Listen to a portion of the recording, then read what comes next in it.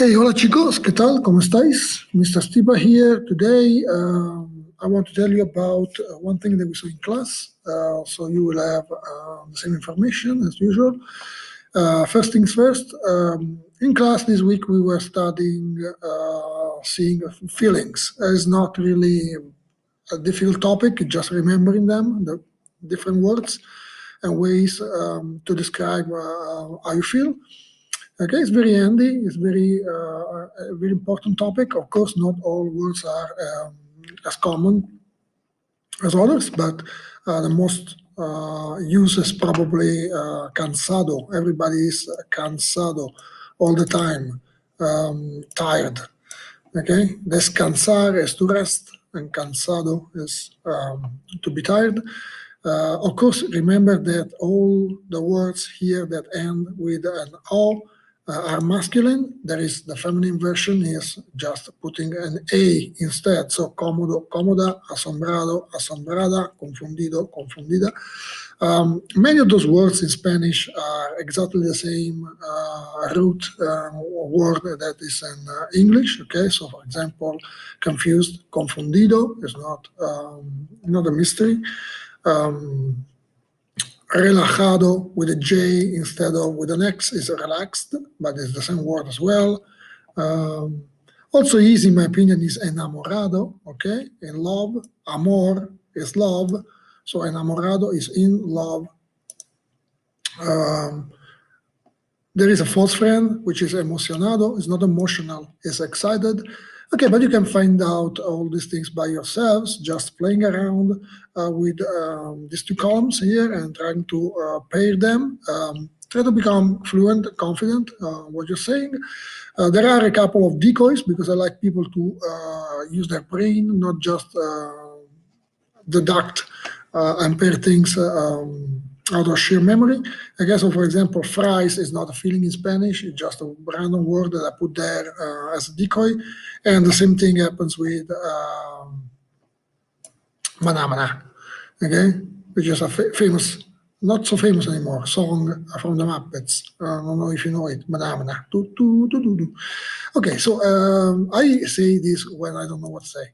Okay, but the topic of today's lesson is actually another one, is this video that I published on Indie Puzzle and I asked you to watch. Some of you already did, very good, excellent.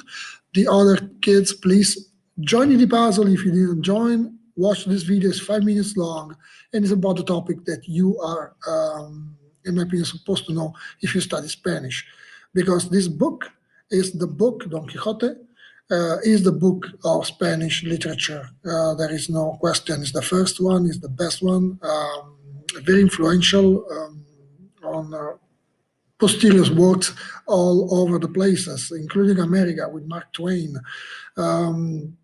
It's a fantastic book. I read it many times, 3 times, the whole 2 volumes, and other 3, 4 times parts of it.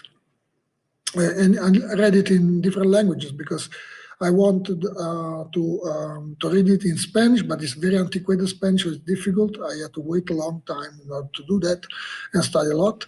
I read it in Italian first, and then in English just to see how it's translated. I like to know those things. So, okay, this is the book, Don Quixote. This is the first edition. In class, I probably exaggerated a bit for the keen on money, which I'm not. But okay, it's one of the most collectible books ever. If you can find the first edition, 1605, you're probably sitting on some good $1 million, okay? The last one was sold in 1989, so it's not easy to make an estimate. I probably exaggerated saying $10 million, but I think that some people could pay that kind of money for this book. Okay, so Don Quixote, the old title would be this one. This is just a Wikipedia page, just to have a couple of informations that are mainstream. Okay, the only thing I expect you to do is just remember that there is this book, okay, it exists, and that this guy here, very interesting life, very tragic, very interesting life. Miguel de Cervantes is the author. Miguel de Cervantes was contemporary of William Shakespeare. In fact, they died the same year, 1616. Okay, so if to some extent he's the Spanish Shakespeare, and as well his language is now difficult to understand if you study standard Spanish. You have to do some more work. Is the book that really identifies Spain, and Spain identifies with it. Is very iconic. There is all over the place in Spain. There are images that refers to Don Quixote. There was a cartoon back in the 80s, I think, 70s, 80s. And it depicts the two main characters here, the tall guy in armor and with a horse, not a good horse, but a horse nonetheless, is Don Quixote himself, which is a character who loses his mind because he reads too many chivalry books. And his squire here is, and later on his friend, is Sancho Panza. He rides a donkey, yeah, a donkey, right? Burro. And they are two opposites. Okay, one is idealistic, the other one is pure common sense. One is tall, one is short, one is thin, one is fat, and so forth. This is very modern. It's the first time that this split, psychological split, is made in a novel. The novel is considered to be a pillar of modern narrative. So it's totally worth reading, but I don't expect you to read such a book at your age. Just knowledge that it is a thing. Now, I asked you, okay, I want to tell you a couple of things that can help your English as well. Okay, there are several words and expressions that arise from the book itself, and the first, the most popular one is the adjective quixotic. Here, you can see this is a feature of Google Book and Grammar Viewer. Is you can put any word or expression you want to look at, and it tells you how its usage changed over the years, here starting from the year 1700 up to modern times, popularity, and you see that quixotic is on the rise.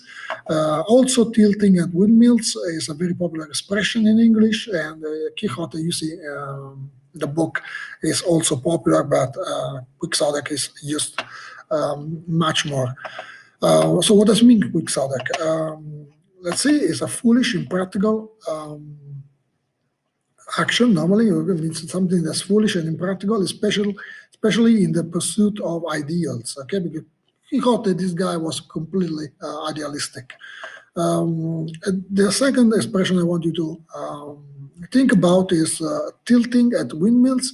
I made just research on Google News, how often it's used. Look at this: 5 hours ago, 5 days ago, 2 weeks ago, 1 week ago, 1 day ago, 1 day ago. It's used all over the place to signify someone who is fighting imaginary friends, imaginary enemies. Look, for example, you can see here many of the illustrations have a windmill. You can see here, here, a bit everywhere. It's the most famous part of the book. Don Quixote is crazy, I told you, and he thinks that those windmills are giants moving their arms and attacking, being a menace. So he decides to attack them, while his squire says that it's crazy because they're windmills, not giants. I say, just shut up because I know about those things you don't. And of course, he can win against windmills because they're not enemies. So the thing goes badly. And from there, there is this expression used to say, to signify when you're like fighting a war that's all in your head, that's completely impossible to win, that's imaginary, and so forth. Okay.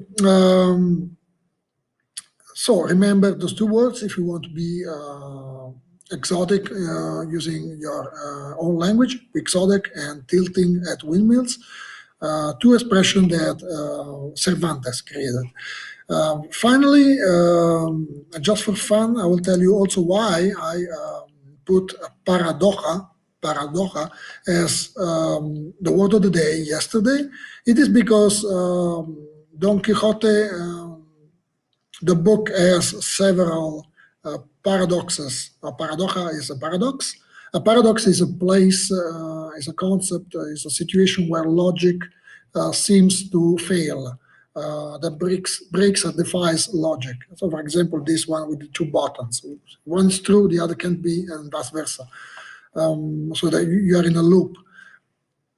And there is a story in the Don Quixote that I told, I asked the Spanish two kids to translate. They didn't seem to like it much, but okay. I love it. There is a situation where there is the owner of a piece of land that's very mean. There is a river with a bridge, and he puts guardians on the bridge and asks all the passers what their business is, why they want to get into his land, and if they tell the truth, they are instructed to let them pass. But if they lie, and they know when they lie, they're going to be hanged immediately. So one day, a guy shows up and is asked, "What's your business? Why do you want to pass?" And he says, "Because I want to be hanged here." So at this point, and this is the paradox in the situation, the judges say, if we hang him, he was telling the truth. So we shouldn't hang him, because who tells the truth can pass by. But if he passes by and we don't hang him, so he was lying, because he wasn't hanged. So we should hang him. And so the logic breaks, and almost the spell is broken. Okay, this doesn't work anymore. Okay, so this is it for today. I recommend you to do both things. Watch the video on ED Puzzle. Is a TED video. Is short and very immediate. Maybe oversimplified, but not much. They're pretty accurate normally. Watch the video, play with the Spanish feelings. There is also a new Garbanzo unit to work on. We will see it in the next class. I will dissect it and tell you something more about it, and the vocabulary that appears. Okay, learn a couple of new words or expressions in English as well. Why not? And until next time, okay, bye bye, kids. Bye.